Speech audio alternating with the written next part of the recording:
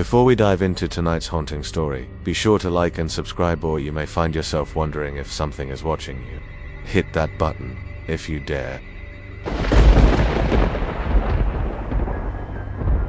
I had worked in the ICU for 5 years, but nothing could have prepared me for the night that changed everything. The sterile, buzzing environment of the unit had become routine. I knew every beep, every shuffle of footsteps, and the quiet murmur of nurses' voices behind curtains. It was all part of the rhythm, the pulse of the place. But on that night, the pulse of the hospital was different. There was something in the air, something I couldn't quite place, but it chilled me to my bones. I was covering the late shift, the graveyard shift. When I first noticed it, everything seemed normal at first. Patients were sedated, the rooms were dim, and the usual hum of medical equipment filled the silence. But as I walked past bed 9 where Mr. Gerald Thompson lay, I felt an odd prickling at the back of my neck.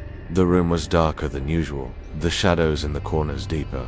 Mr. Thompson had been in a coma for 2 weeks after a car accident, his body clinging to life in a way that made even the most experienced nurses uneasy. There was no family, just the constant beeping of the machines monitoring his condition. I adjusted his foreline, checking his vitals. His pulse was steady, and his oxygen levels were stable, but something in the room felt wrong. It wasn't him, he was unconscious, his chest rising and falling rhythmically, but it was the room itself. There was an emptiness, a silence that felt oppressive. As I stood there, checking his drip, I couldn't shake the feeling of being watched. That's when it happened. A soft voice, barely above a whisper, came from the corner of the room. "Haunt me." I froze, my heart racing. It couldn't be him. Mr. Thompson had been in a coma for days, and his doctors had warned us he might never wake. I spun around, searching the darkened corners of the room. The only thing there was the four-pole, a chair, and a small window covered with curtains. I quickly checked his monitor, making sure nothing was wrong with his readings. His vitals were the same. I chalked it up to fatigue, my mind playing tricks on me. It was a stressful night, and the isolation of the ICU at 3 a.m. could do strange things to a person's senses. I took a deep breath, trying to calm myself, and returned to my charting. "Help me," the voice came again, clearer this time, as if it was coming from the shadows by the window. I spun on my heels, my heart pounding in my chest. No one should have been able to speak. I rushed over to the bedside, leaned close to Mr. Thompson, and placed my hand gently on his. His skin was cold, his fingers stiff. There was no way he had spoken. "Please," the voice begged, soft, yet distinct, the sound of desperation cutting through the air. I stepped back, my hands trembling. I wasn't alone in the room. My mind raced. Who could it be? Had someone snuck into the I glanced toward the door, but it was locked. The security system would have triggered if anyone had entered. My breath caught in my throat as I remembered the night before. One of the night shift techs had mentioned that the hospital had been having issues with the HVC system. Strange noises coming through the vents. Maybe the sound was some kind of echo, a trick of acoustics. I forced myself to focus, to shake off the dread creeping up my spine. But then, as I turned back to Mr. Thompson, my eyes caught something strange. The chair beside his bed, which had been empty moments before, now had someone sitting in it. The figure was pale, its face hidden in the shadows, but I could feel its presence. I tried to move, to speak, but my body felt frozen. The room was growing colder, the temperature dropping so rapidly that I could see my breath. "Help me," the voice whispered again. It wasn't coming from Mr. Thompson, it was coming from the figure. My skin crawled as I realized the thing sitting in the chair wasn't human. Its outline was blurry, shifting in the shadows, like it was barely solid, barely there at all. I had worked in hospitals long enough to know that a lot of what we deal with, isn't explained by science. I've seen things unexplainable, things that don't fit into charts or medical textbooks. But this was something different. This wasn't a patient hallucinating or a trick of light. This was real. The figure in the chair slowly turned toward me, and as it did, the air grew heavier, suffocating. It had no face, just a hollow, black void where eyes should have been. And then, it whispered my name. "Rachel." I staggered back, panic rising in my chest. My name? How could it know my name? The figure stood, its limbs stretching unnaturally long, its movement fluid and grotesque. It reached for me, its fingers elongating, clawing at the air as it glided toward me. I stumbled backward, my heart hammering in my chest. I knew I had to get out of the room, but my legs wouldn't move. My body was paralyzed with fear. And then, it spoke again, its voice now harsh and guttural. "You should have saved me." I couldn't breathe. It was as if the room itself was closing in on me. The walls seemed to pulse with a dark energy, a presence so oppressive that it felt like the very air had turned to cement. I felt the weight of something ancient and tragic, a soul trapped in this place, unable to move on. My hands shook as I fumbled for my phone. My fingers barely managed to dial the charge nurse. Please, I need help. But before I could finish, the phone went dead in my hand, and the room went completely silent. The figure was inches from me now, and I could feel its icy presence invading my space, its cold breath against my skin. I was frozen, unable to speak, unable to move. And then, just as suddenly as it had appeared, the figure was gone. The coldness receded, the temperature returned to normal, and the shadows faded. The only sound was the steady beep of Mr. Thompson's monitor. I rushed out of the room, my heart pounding, my breath ragged. I didn't know what had happened, but I knew one thing for sure: I had just witnessed something I couldn't explain. I never went back into that room again. The next morning, I learned that Mr. Thompson had passed away shortly after my shift ended. I don't know if he ever spoke those words, if he ever saw the thing in the chair, but in that moment, I knew the ICU held something more than just patients and machines. It held memories, grief, and unspoken things that lived in the dark corners of the room. I've seen a lot in my years as a nurse, but nothing like that. Some things are meant to be forgotten, left alone, and never spoken of again. But every time I pass by that room, I can't help but glance inside, wondering if it's still there. I've worked in the ICU for nearly 10 years, and after the first few months, the fear and dread I once felt faded into something resembling acceptance. You get used to the beeping machines, the sterile smell of antiseptic, the quiet groans of dying patients, and the never-ending hum of fluorescent lights. But there's one night that still haunts me, one night I'll never forget. It was the night I learned that some things don't just pass in a hospital, they linger, waiting for someone to see them. It was late September, a typical Thursday night shift. The unit was quiet, almost too quiet. I was assigned to the East Wing that night, where we had a handful of patients with varying degrees of critical conditions. But it was room 23 that drew my attention. Room 23, a room so rarely used that I didn't even remember it on the map. It was at the very end of the hall, tucked away in a corner. No one wanted it. Nurses dreaded being assigned to it. There was something about it. Something wrong. It wasn't the equipment, or the lighting, or even the patients who were admitted. It was the feeling that permeated the room itself.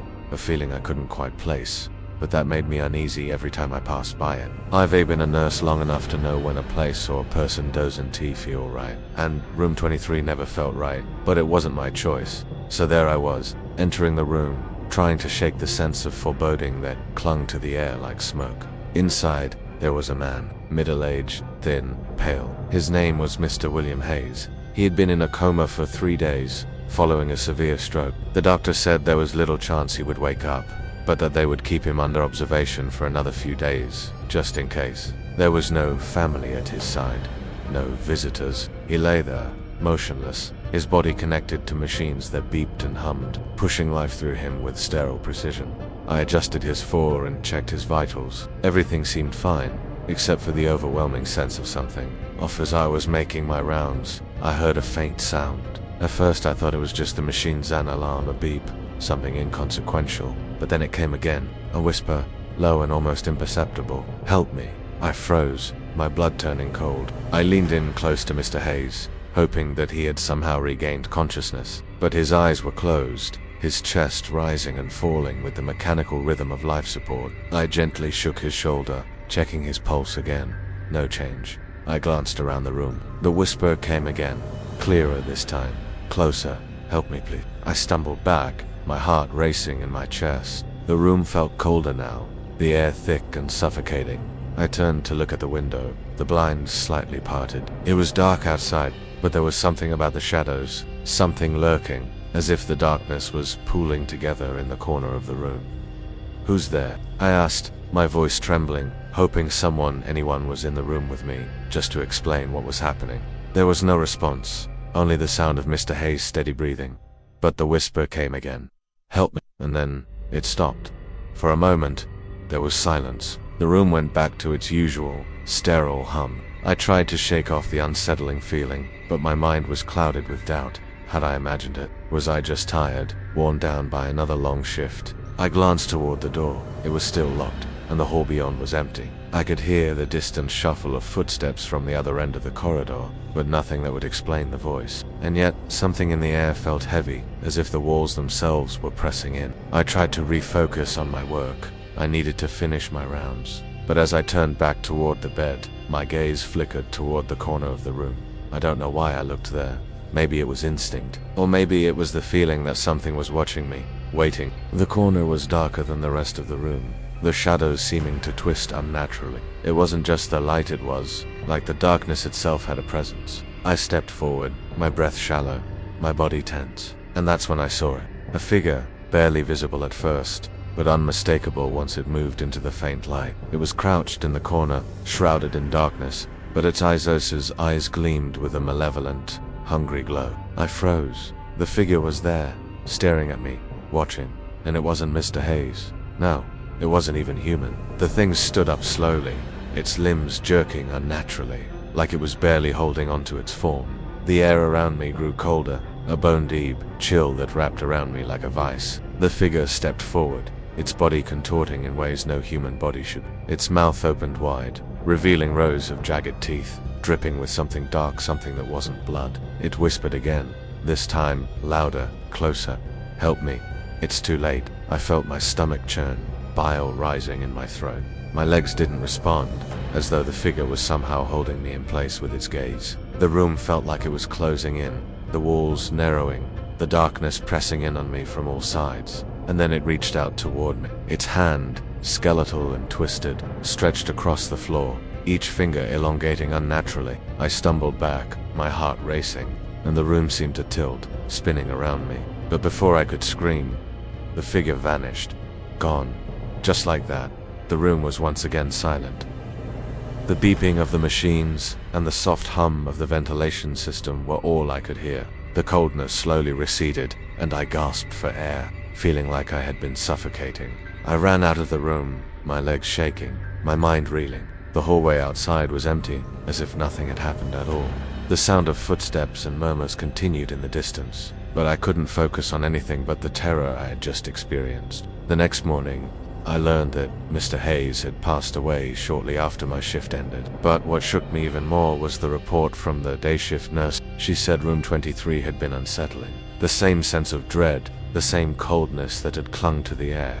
As for the whispers, they never came again. But I know what I saw, what I felt. And sometimes, late at night, when the hospital is quiet and the machines hum in their own rhythm, I still hear that voice in the back of my mind, whispering through the shadows. Help me, and I can never escape it.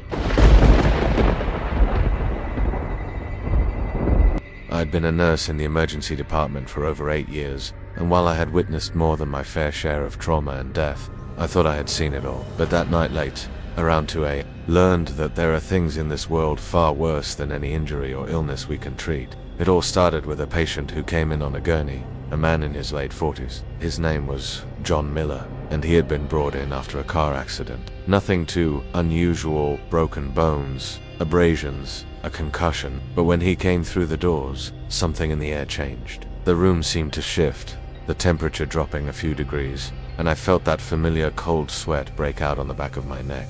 It wasn't the accident that unnerved me, it was something in his eyes wrong. His pupils were dilated, and his breathing shallow. But it wasn't the usual shock-induced confusion. No, this was different. His eyes were glazed over, unseeing, but I could feel the intensity of his gaze even when he wasn't looking directly at me. There was an emptiness in him, like something vital was missing. It felt as though he wasn't entirely there, as if he were already drifting. Not just unconscious, but fading, slipping away from this world. As I went through the usual protocol checking his vitals, preparing an IV line, I noticed something else. The air around him felt thick. I can't explain it, but it was as though the room itself was pressing in. The sounds of the bustling emergency department faded into a dull hum. The beeping of the machines became muffled, distant. Time slowed, and I felt a strange heaviness in my chest. I leaned in closer to adjust his fall, and that's when he did it. He spoke, though his lips didn't move. Help me, ... I don't want to go there. The words came, not as a whisper, but as a thought, a clear, unmistakable voice in my head, like it had originated deep within my own mind. My heart skipped a beat, and I stumbled back. I looked down at John Miller, who was still unconscious, his breathing slow and erratic. He hadn't spoken aloud. He couldn't have. I froze, trying to make sense of what had just happened. The room felt colder now, and the lights above flickered as if something was blocking the flow of electricity. It wasn't unusual. Hospitals are old, and power surges happen. But this felt different. I had worked in hospitals long enough to recognize when something just wasn't right. I glanced at the nurse station, where my colleague, Sarah, was doing paperwork. She didn't seem to notice the change in atmosphere. She was busy with her own tasks, humming softly under her breath, but I couldn't shake the feeling that something was horribly, terribly wrong. I stepped outside to take a breath, trying to clear my head. I told myself I was just tired, nothing more. But as I stood there in the hallway, I couldn't shake the image of John Miller's eyes, his unblinking stare. The unease was growing, pressing against me like a physical force. Then, just as I was about to go back in, I heard it.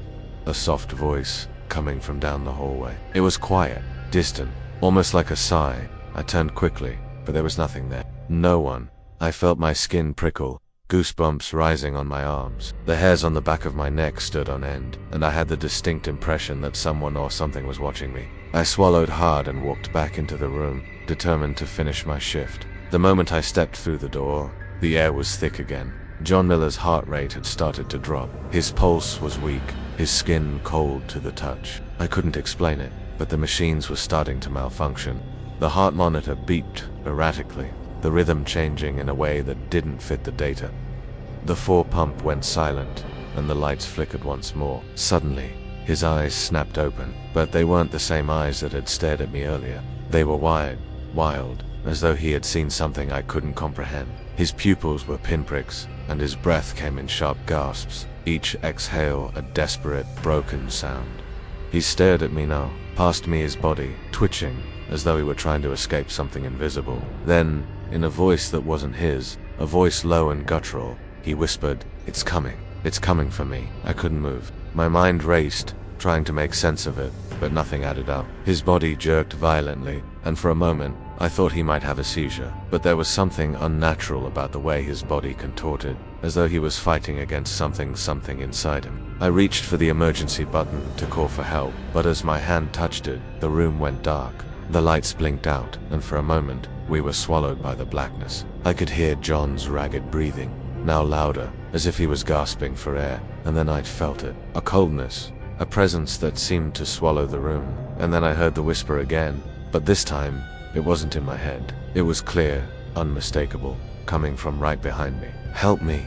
I spun around, my heart slamming against my ribs, but the room was empty. Nothing. There was no one there. No sign of the presence that had been so overwhelming just moments before. I turned back to John. His eyes were closed again, his body limp, and his vitals had flatlined. My mind raced as I grabbed the defibrillator, shock paddles in hand. But just as I prepared to administer a shock, his body convulsed violently, his back arching off the bed. The whispers came again, louder, all around me now. "Help me." They screamed, not just from John, but from every corner of the room. It was as though the walls themselves were crying out, desperate, pleading for something to end. In a blind panic, I slammed the defibrillator onto his chest. The shock, jolting his body, but it did nothing. His body spasmed one last time, and then, just as quickly as it had started, it was over. John Miller died right there in front of me. But that wasn't the worst part. The worst part was when I went to leave the room and noticed something I hadn't teed before. On the wall, near the corner, there was a handprint smeared in something dark and viscous, stretching up the wall and over the ceiling. It wasn't blood, it wasn't anything I recognized, but it was there, unmistakable, as if something had crawled across the ceiling, leaving a mark that shouldn't have been possible. I've never spoken of it to anyone, but I know what happened in that room, and sometimes, when I'm alone in the dark of the AI, I can still hear the whispers, soft and distant, but always there. "Help me." And I wonder if it's calling for me.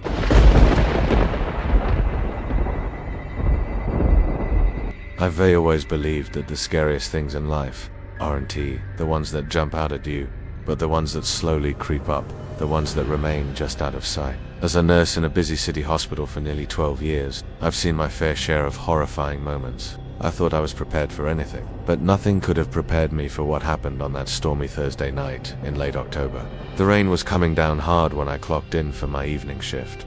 The hospital was unusually quiet. Even the usual beeping of machines seemed subdued. I worked in the cardiac care unit, a place where patients often teetered between life and death, and the weight of it all hung in the air. But on that night, something else lingered. A tension I couldn't shake. I started my rounds, checking on my patients, most of them sedated or resting, a few awake, blinking at the overhead lights. There was nothing unusual about any of them, but I couldn't help but feel like I was being watched. At first, I thought it was just my nerves, the exhaustion from working long shifts, but the feeling only grew stronger as the hours passed. Around 3 a.m., I made my way to room 312. It was a small room, tucked in the corner of the ward, and I could hear the steady hum of the ventilator before I even reached the door. Inside lay Mr. Gregory Lane, a man in his late 50s who had suffered a massive heart attack 3 days earlier. He'd been unconscious the whole time, his vitals fluctuating but holding steady. His wife, Karen, had been at his side day and night, sitting in the chair by his bed, never once leaving him alone. She was the kind of wife who couldn't bear to be separated from her husband for even a second. I opened the door quietly, trying not to disturb them, but Karen was already awake. Her eyes were red and tired, her hands clasped tightly in her lap. She didn't look at me at first, just stared at her husband's motionless body, her lips moving soundlessly. I knew she was praying. I'd seen it before, countless times, the desperate plea for a loved one to wake up. "Karen," I said softly, stepping inside. She turned to look at me, her expression distant, almost empty. "His heart is holding, Rachel," she said in a whisper, her voice strained. "But something isn't right. I can feel it." I smiled softly, trying to reassure her. "It's just the stress. We're doing everything we can. He's still hanging on." But Karen's eyes didn't soften. She kept staring at her husband, her hands shaking slightly. "No, I mean... I feel something else, something in the room." I paused. I didn't know what to say. It wasn't unusual for patients, loved ones, to feel anxious or unsettled. The ICU was full of the unknown, the uncertain. But there was something in Karen's voice, something I couldn't ignore. She wasn't imagining things. There was something in the room. I walked over to Mr. Lane's bedside and adjusted the foredrip. His pulse was steady. The ventilator was functioning as it should. Everything was fine. But the feeling that we weren't alone in that remeet didn't go away. Karen's gaze never left her husband. I could feel the air thickening, heavy and suffocating. And then I heard it. A soft, slow, rustling sound coming from the far corner of the room, just past the shadows. I froze. The noise came again, as if something or someone was moving in the dark, unseen. My heart began to race, my palms sweating despite the cold hospital air. I glanced at Karen, whose face had gone pale. Her eyes were wide, fixed on the corner, and her lips trembled as she whispered, "Do you hear that?" I nodded, though I didn't want to admit it. The sound was unmistakable now, a dragging sound, like something was crawling across the floor, slowly, deliberately. The hairs on the back of my neck stood up, a chill running through my entire body. I stepped toward the corner, my heart pounding in my chest. "Hello, is someone there?" The rustling stopped. Dead silent.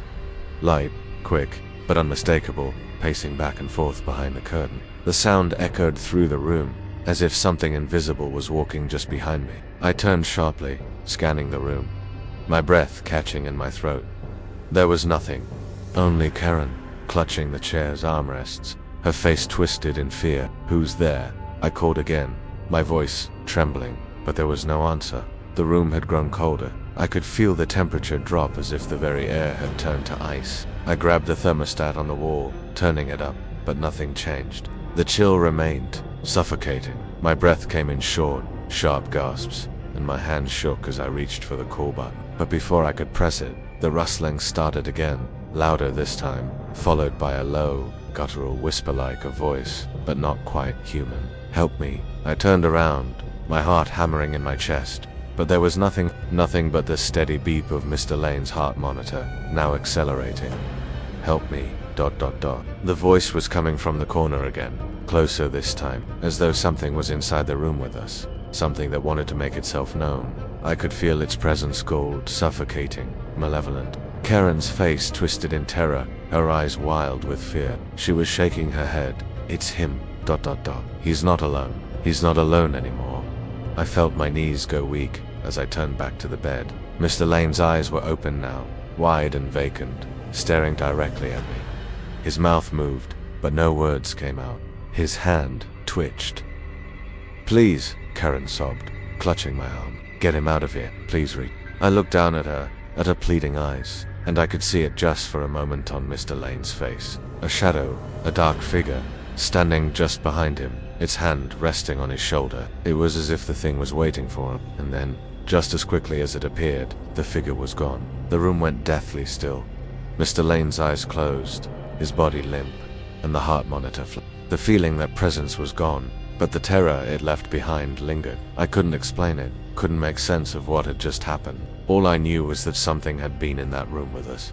Something that wasn't meant to be there. Karen collapsed to the floor, sobbing uncontrollably, while I stood there, frozen, unable to move. I couldn't shake the image of the figure, its dark form standing behind her husband. By the time the doctors arrived, the room had returned to its usual stillness. But I knew what I had seen, and I knew what Karen had felt. The thing in the corner, whatever it was, had taken something from us that night.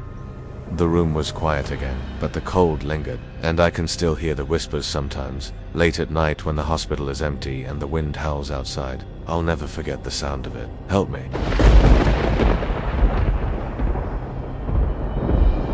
The storm had started hours ago. By the time I clocked in for my shift at 11, the rain was coming down in sheets, the wind howling outside the tall hospital windows. The air felt thick, almost suffocating, as though the weather itself was pressing against the walls of the old building. The floors were slick from the puddles tracked in by the emergency room staff, and the lights flickered now and then, casting brief shadows that seemed to move on their own. I was used to the hospital's oddities by then, the long hallways that always seemed to quiet at night, the hum of the machines, the occasional sounds of distant voices that you could never quite place. But that night, the air felt different, tense, charged. I had that sinking feeling in my stomach, the kind you get when you just know something isn't right, though you can't say why. It was one of those nights where the unit felt heavier than usual, the quiet pressing in on you. I had just finished up with a few patients in the ICU when I received an assignment to room 214. I didn't recognize the name on the chart, but it was nothing unusual, just another emergency admission. When I walked into the room, the first thing that struck me was the silence. The only sound came from the slow, steady beep of the heart monitor. The room was dimly lit, the curtains drawn tightly across the window, casting shadows over everything. The patient, a man in his late 20s, lay unconscious in the bed. His name was Nathan Grayson. He had been in a car accident earlier that evening. The doctors had rushed him into surgery, trying to stabilize him, but he had slipped into a coma shortly afterward. His vital signs were steady for now, but it was clear from his pale skin and the bruises across his face that the damage was severe. His wife, Maria, sat at his bedside, her face pale and tight with worry. She hadn't left his side since the accident. Her hands gripped the edge of the bed, her fingers twitching nervously as she watched Nathan's motionless form. I asked quietly, unsure of how to approach the situation. She didn't look up right away. When she did, her eyes were wide, filled with a mixture of fear and exhaustion. "He's not the same," she whispered. "I don't know how to explain it. It's like he's here but not here." I nodded, trying to offer reassurance, but I could tell there was something more. I could feel it in the room, the way the air seemed to hum with tension. It wasn't just the quiet that unnerved me, it was something deeper. Something I couldn't place. I checked Nathan's vitals and adjusted the forward drip, doing my best to ignore the uneasy feeling creeping down my spine. But when I turned to leave, something caught my eye. A small object sitting on the edge of the nightstand, just out of place. A child's toy, a tiny, worn-out stuffed bear, its fur ragged from use. I froze. There was no child in the room. Maria hadn't mentioned any children. So why was the bear there? Maria must have noticed my gaze, because she spoke, her voice shaky. "It's his little sister's," she said quietly. She used to bring it to him when they were kids. When he was sick, he used to say she'd come to take care of him. She died a few years ago, though. I thought I left it at home, but when I got here, it was right there. I swallowed hard. I could feel my pulse quicken. The toy wasn't just out of place, it was wrong. I tried to smile, offering a calm explanation, something about the stress of the situation making her see things. But deep down, I felt the hair on the back of my neck stand on end. There was something about this that didn't add up. I left the room, but as I walked down the hallway, I couldn't shake the feeling that I was being followed. The sound of my footsteps echoed off the sterile white walls, and every once in a while, I thought I heard something behind me. Just a whisper, a breath. I turned, but there was no one there. The hallway was as empty as it always was at night. I tried to shake it off, tried to focus on my rounds, but the rest of the night felt different. I couldn't get the image of that toy out of my mind. The more I thought about it, the more uneasy I became. I tried to tell myself it was just a coincidence, a misplacement, but deep inside, I knew it wasn't. Around 3 a.m., I found myself back in room 214. The lights were dimmer now, and Nathan's condition had worsened. His heart rate had become erratic, the beeping of the monitor sharp and dissonant. Maria was asleep in the chair, her head resting on her arms, the exhaustion from the long vigil clearly taking its toll. I went over to check on Nathan, adjusting the machines and trying to steady his breathing. That's when I heard it. A soft giggle. I turned quickly, scanning the room. Maria was still asleep. The room was empty, save for Nathan and his wife. But I could hear it again, a quiet laugh, almost childlike, echoing from the corner of the room. My heart raced. I turned on the light, hoping to find something, anything that could explain the sound. But the room was empty, just as it had been. The toy bear was still sitting on the nightstand, but now it was different. Its eyes, once dull and lifeless, were now wide open, staring at me. And as I looked closer, I saw it, a tiny smear of blood on the bear's paw. I stepped back, my legs weak. I couldn't breathe. The sound of the giggling grew louder, filling my ears as though it were coming from every direction. It was a soft, childlike giggle, but it carried a sense of malice. And then, a voice, a whisper, just a breath right behind me. "Take him to me." I spun around, but there was nothing there. I couldn't move. My mind was screaming at me to run, but my feet wouldn't budge. The temperature in the room had dropped, and I could see my breath misting in the cold air. Nathan's heart monitor flatlined. The beeping turned into a shrill, steady tone that pierced my eardrums. I didn't know what happened next. My brain was too fogged with fear. I barely remember calling for help, but when the doctors arrived, Nathan was gone. There was no sign of what had happened, no change in his condition that could explain his sudden death. But when the doctors examined him, they found something that shouldn't have been there. A small, tiny handprint on the back of his neck, not his own. The investigation turned up nothing, as investigations often do in hospitals. But I couldn't forget the look in Maria's eyes when I told her. I couldn't forget the giggling, and I'll never forget the feeling of that toy. Its eyes locked on me like it knew exactly what had happened. Some things, I've learned, don't ever really leave a hospital. Some things linger. Some things wait for you to see them. And when you do, they never let you go. I'd love to hear your thoughts in the comments below. Each of your stories adds another layer to our growing community of horror enthusiasts. And if you think someone else might enjoy a good scare, do you want to forget to share this video with them? Stay tuned for more spine-chilling stories. And remember, sometimes the scariest tales are the ones that could happen to any of us. Thank you again for watching. I will see you in the next video if you dare.